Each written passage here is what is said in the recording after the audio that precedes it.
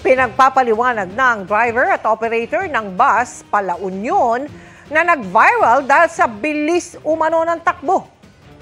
Kuya, please lang po!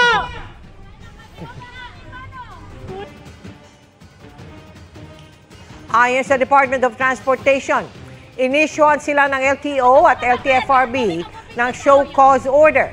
Nakita pa sa videong kuha sa loob ng bus ang tila pagpapanik ng mga pasahero at kagustuhan ng ibang bumaba. Samantala, pinagpapaliwanag na rin ng Maritime Industry Authority ang shipping line na sobrang umano ang ibinentang ticket kumpara sa kapasidad ng barko nito para Romblon.